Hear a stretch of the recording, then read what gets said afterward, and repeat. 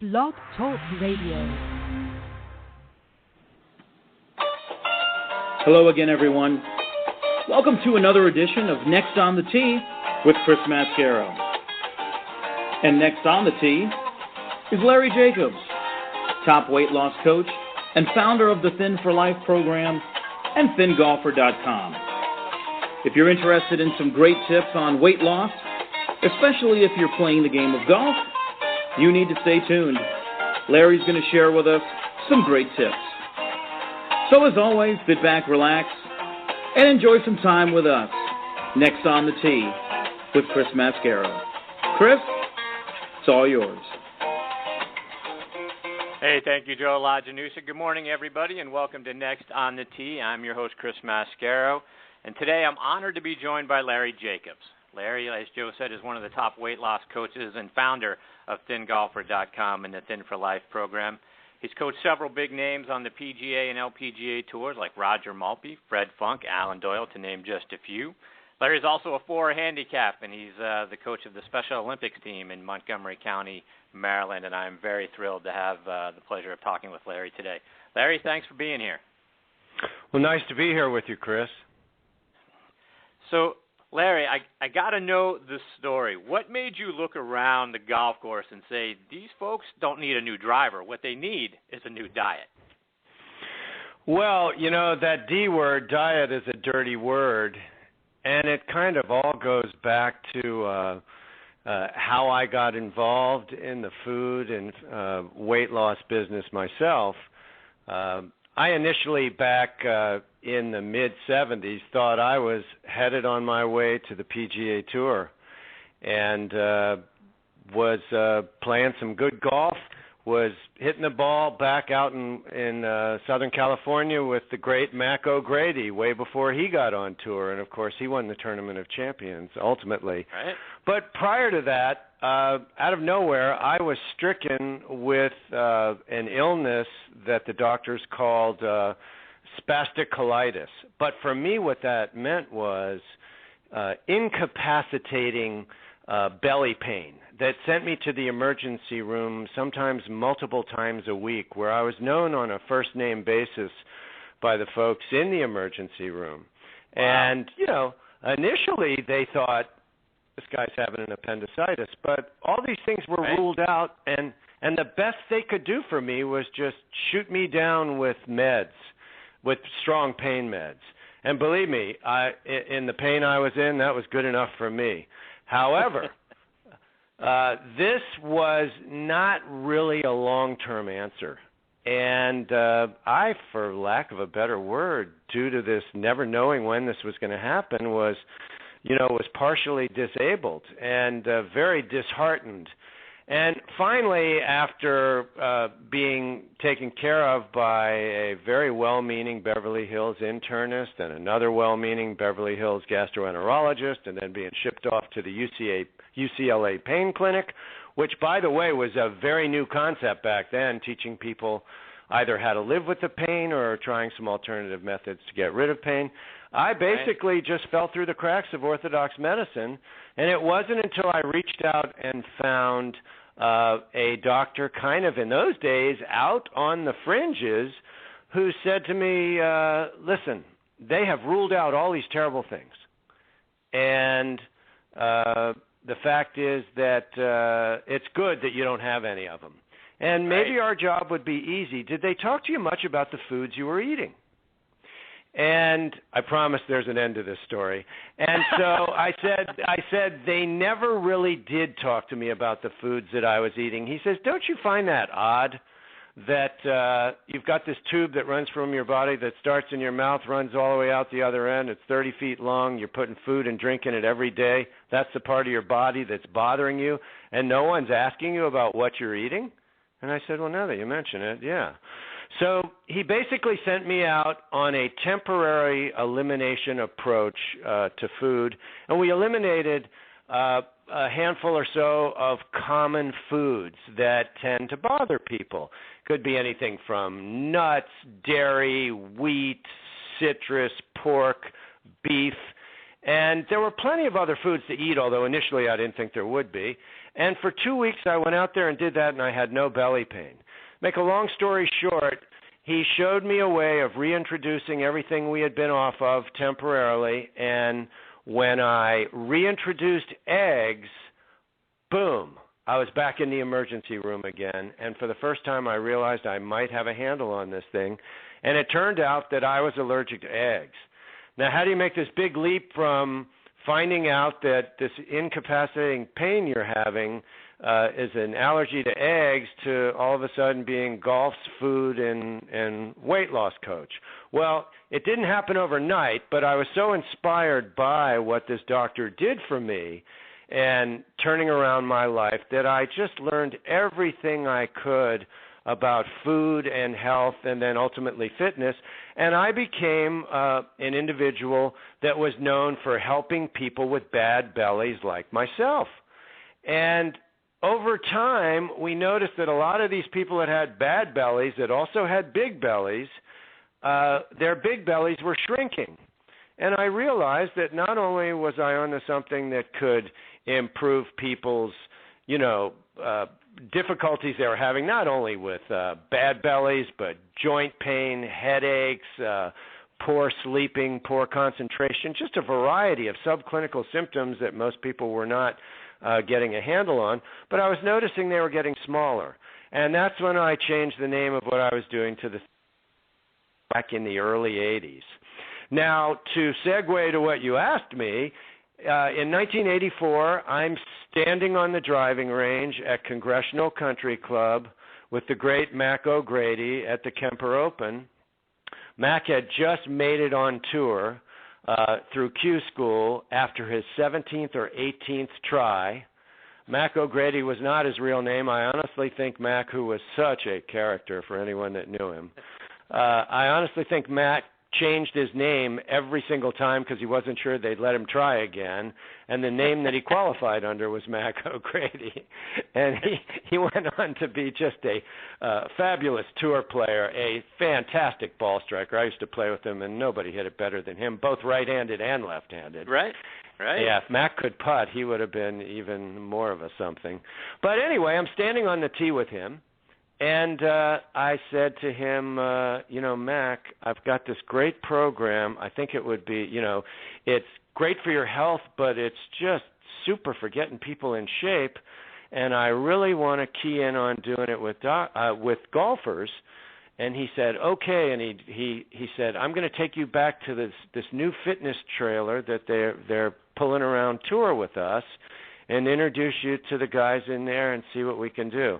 And I walked in there, and I saw a very famous golfer sitting on a bench, curling about a 3-pound dumbbell, half asleep, and a couple of muscleheads sitting behind the desk that everything fell on deaf ears that I said. And it was a terrible shame, but I had to go into the general public marketplace with my program for quite a few years before we were able to circle back and make it exclusively for golfers. And that happened on a trip down at TPC Sawgrass, where I met Champions Tour player and Charles Schwab Cup winner and two-time U.S. Senior Open winner Alan Doyle. And it was a chance meeting. Me and a couple of buddies were down there playing golf. We saw Alan in the grill room. In about a 20-minute period, he scarfed down just an amazing amount of food and drink.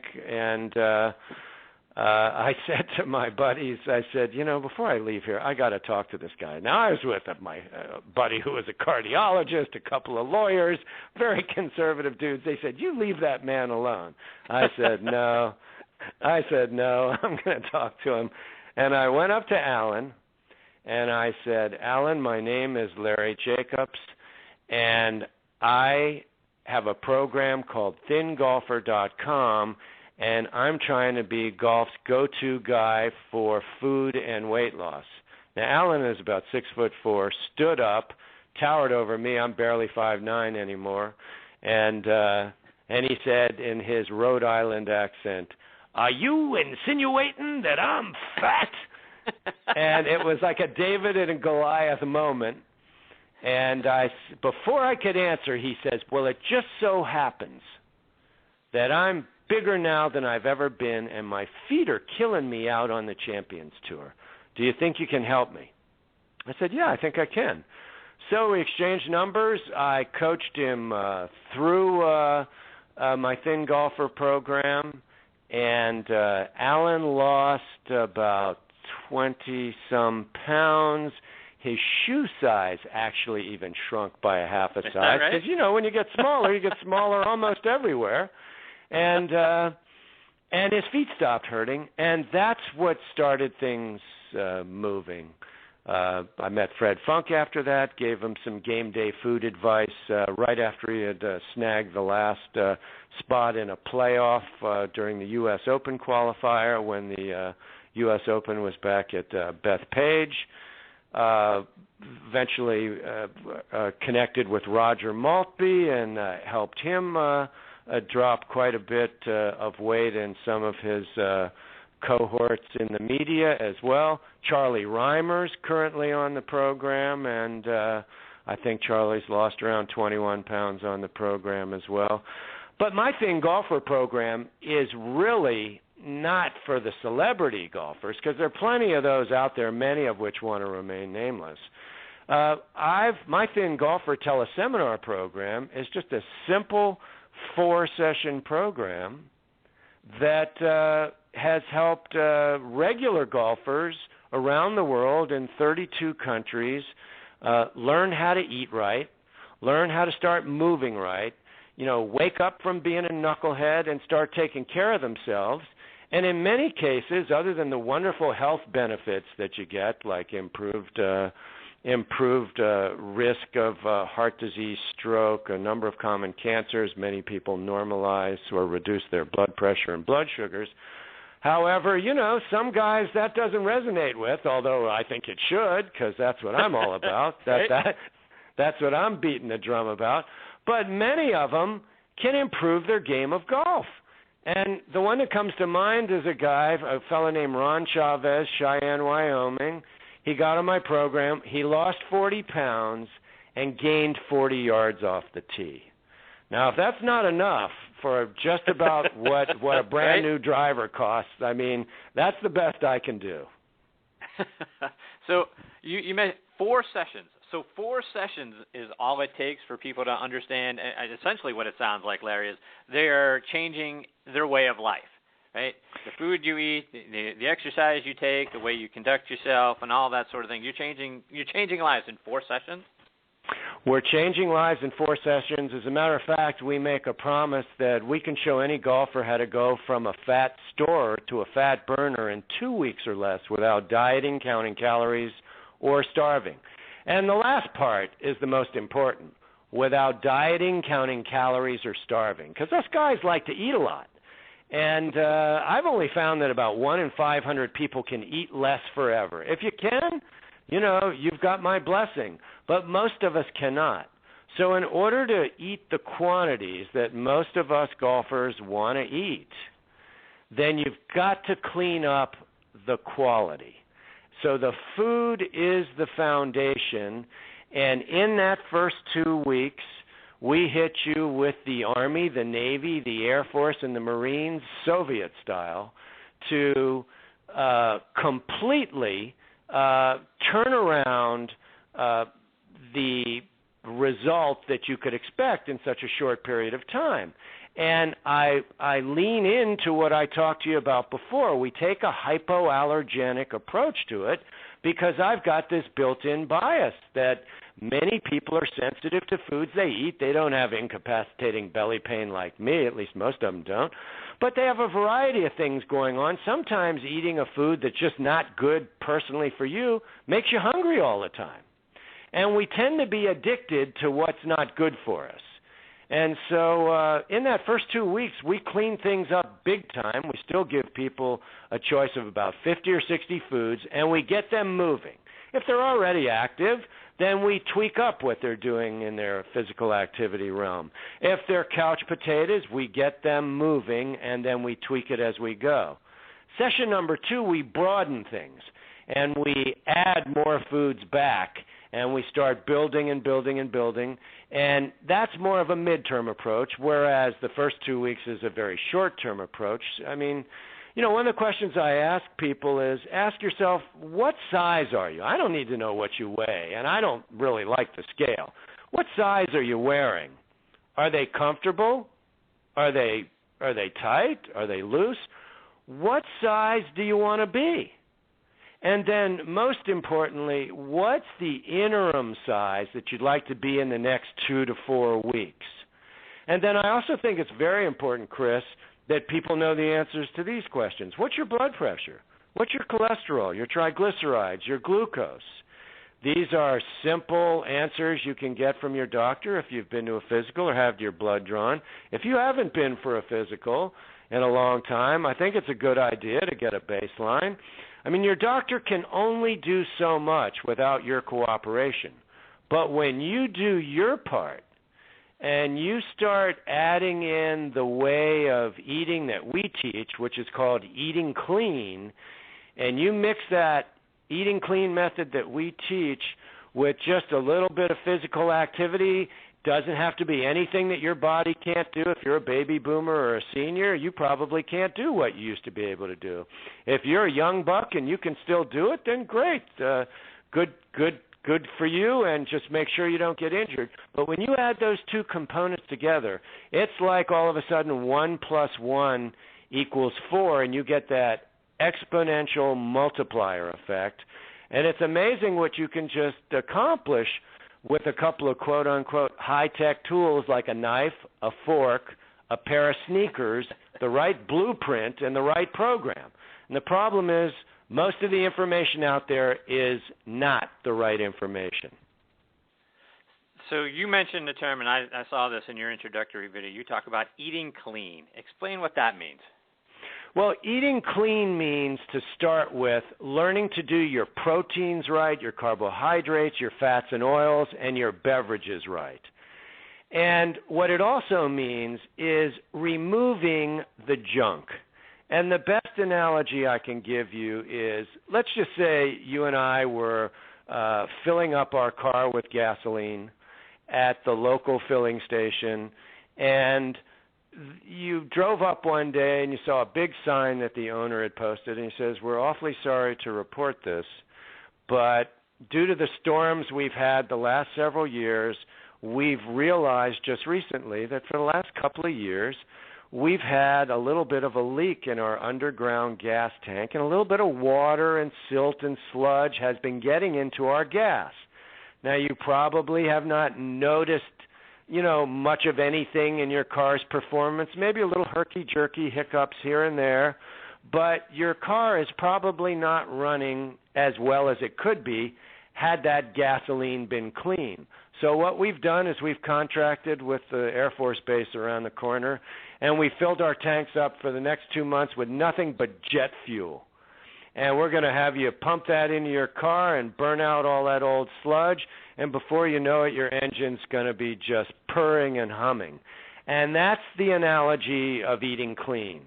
We remove the debris foods, the white stuff, the white sugars, the refined stuff, the beverages that are just loaded with stuff that don't do you any good. And we start emphasizing the foods that are plenty filling, many of which, 95% of which, you can eat in unlimited quantities anytime you're hungry. And then we show you just the handful of foods that are certainly okay to eat in smaller quantities. In larger quantities, they cause a problem.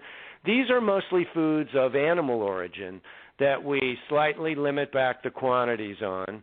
And then so you find yourself eating such foods as, even on the first couple of weeks, even when we've been the most restrictive, you're still getting plenty of foods like chicken, turkey, fish, seafood on the animal protein side. We're temporarily cutting back or cutting out some of the others.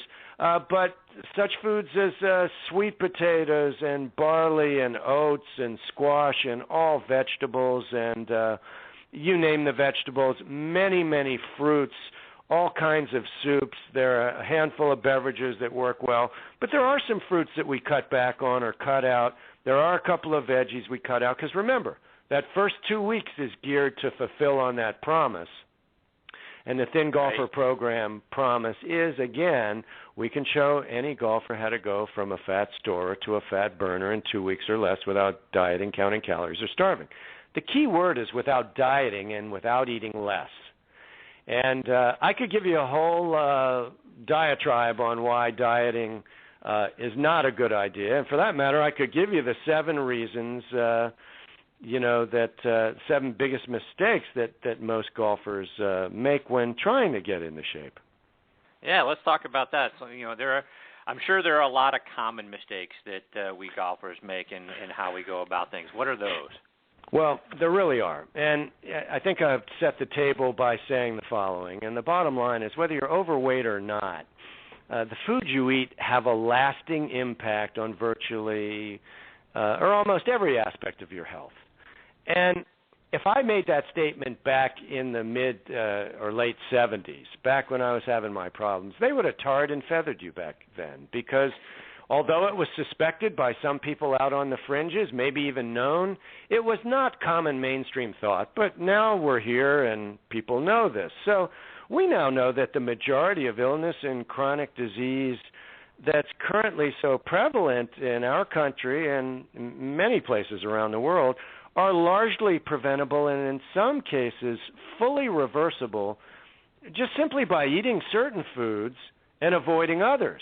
And as I've said, I call it eating clean, and when you add the physical activity to this special way of eating, then you get that multiplier effect. And so here are some of the mistakes that I find that people make. And when you don't make these mistakes, it's sort of like the game of golf. I mean, I make this program very similar to the game of golf. The front 9 is from the time you wake up until after lunch. The back 9's from after lunch till the time you go to bed.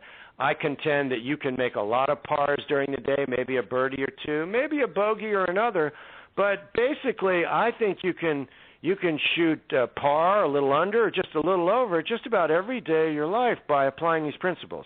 So mistake number 1, counting calories, eating less, and going on a diet.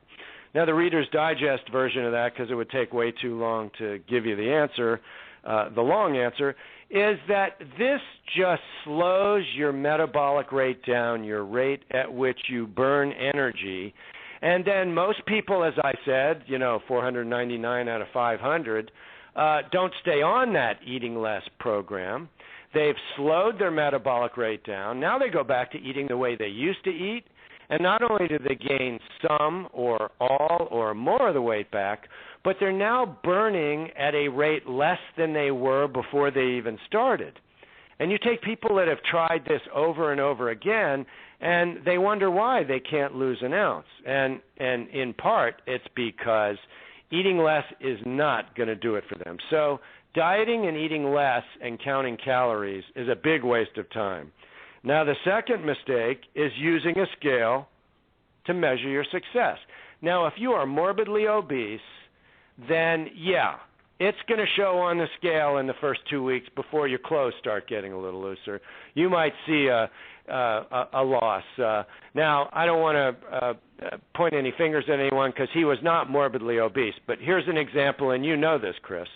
The gentleman that known as Martin on the Duck Dynasty show. Anyone that watches that show, he's known as the fifth brother. His name is Justin Martin. He reached out to me. They're all golfers. They're all golf nuts. And a lot of fun. Oh, yeah. They are big-time golfers, and they play in the celebrity tournaments, and they play all the time. And Justin reached out to me and wanted to lose some weight. Now, this guy's 6'5", and at one time he had been a tad over 300 pounds. Now, he wasn't quite that much when he started with me, but this fellow dropped 24 pounds in his first 2 weeks on my program, and then he kept losing and then putting on muscle, and in a very short period of time, I mean 3-4 weeks, he got to where he wanted to be. So the point is that and I never asked him what he weighed, I kept trying to guide him to pick a size that he wanted to be and get there. And then once you get there, just analyze where you are and where you want to go from there. Just these little interim benchmarks. So using a scale to measure your success, unless you are morbidly obese, is a big waste of time. Just pick a size. We've been through it. When you're changing belt loops, when you're on your second or third belt, you are succeeding. And when someone says, well, I think I've got 50 pounds to lose, and I said, well, what size are you? And he says, well, I'm wearing a 42 waist. And I said, what size do you actually think, if you really could succeed, would you be? He says, man, if I could get into a 36 or a 37 waist at this stage of the game, I'd be thrilled. And I said, well, if you currently were a 36 or a 37 waist, does it really matter what the scale's going to say? And he says, yeah, I guess not. If the way you put it, when you put it that way, right. It really doesn't. I'd be thrilled. You'll weigh what you weigh. Plus, fat takes up a lot of room on your body. Muscle doesn't take up a lot of room, but muscle weighs a lot more than fat. It's much more dense. Right. So the scale is really not an accurate measure of your success. Now, mistake number 3 is using meal replacements and replacement bars and shakes. That, to me, is just another name for dieting. And then mistake number 4 is a big one, and that is a lot of guys out there think, I call it the I can do this without exercise mentality. They say, I'm pretty disciplined with food. I'll do whatever you tell me. If you tell me to, do this, that, or the other, I will do it.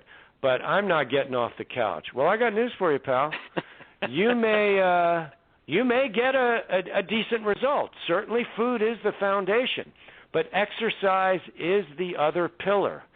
And you will not get the result that you would hope to get if you do not mix some kind of physical activity into the equation.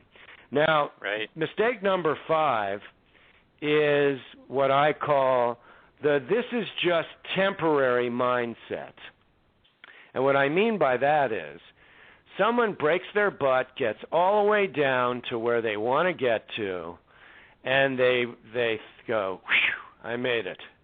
Right. And then they abandon everything that got them there. I made it.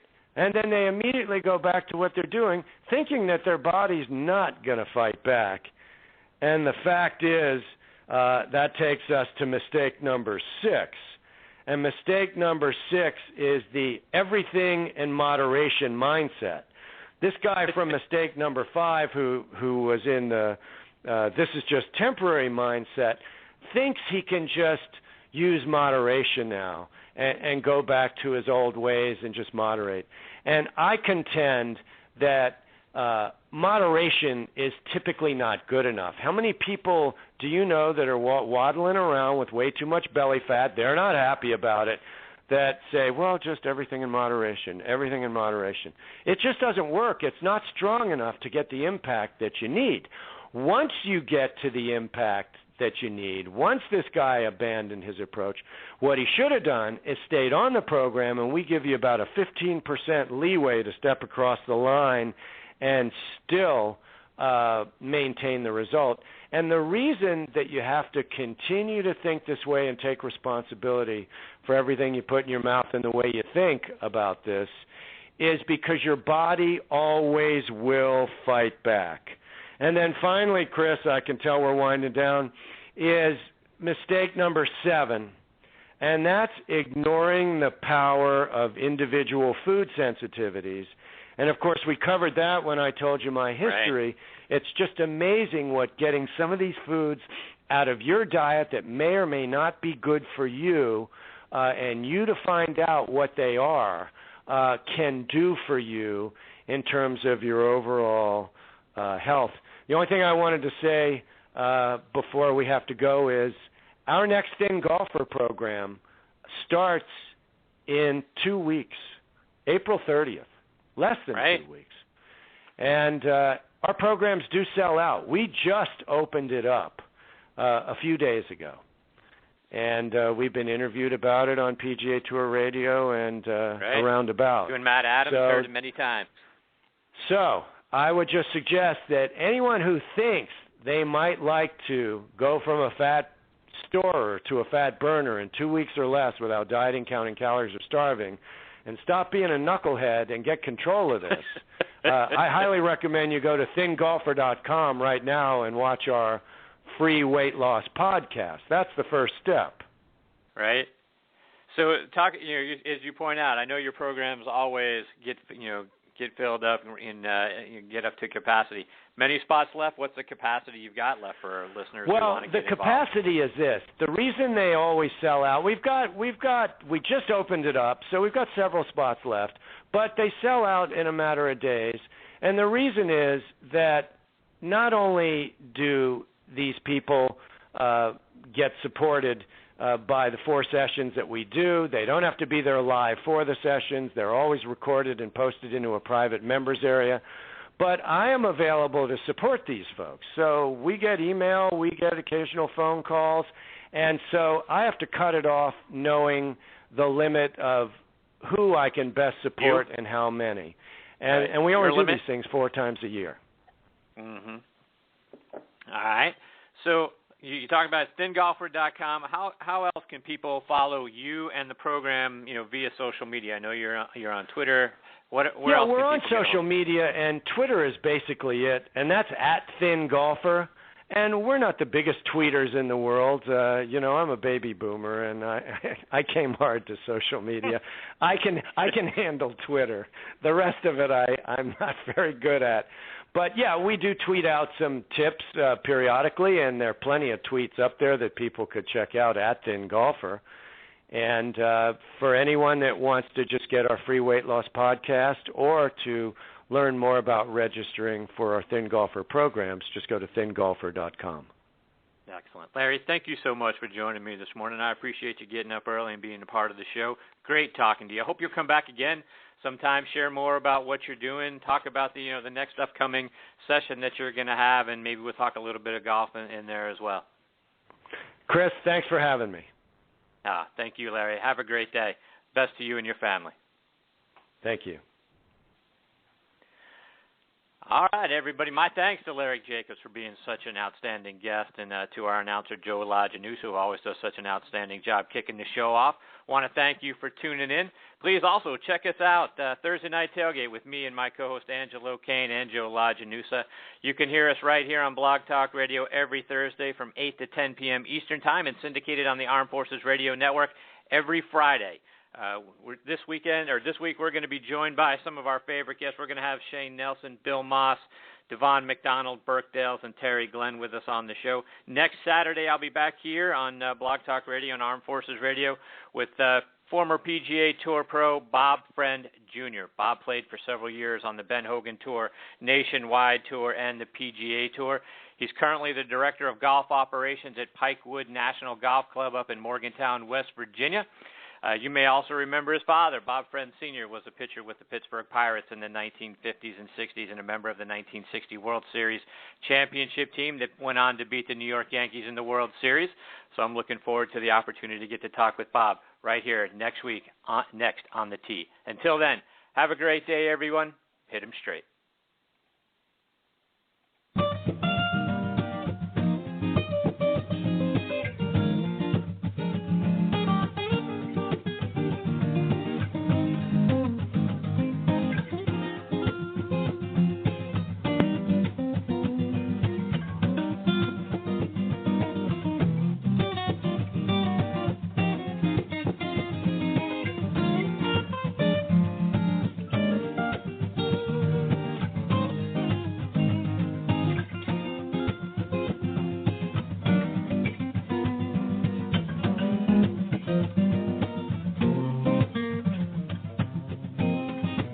Thank you.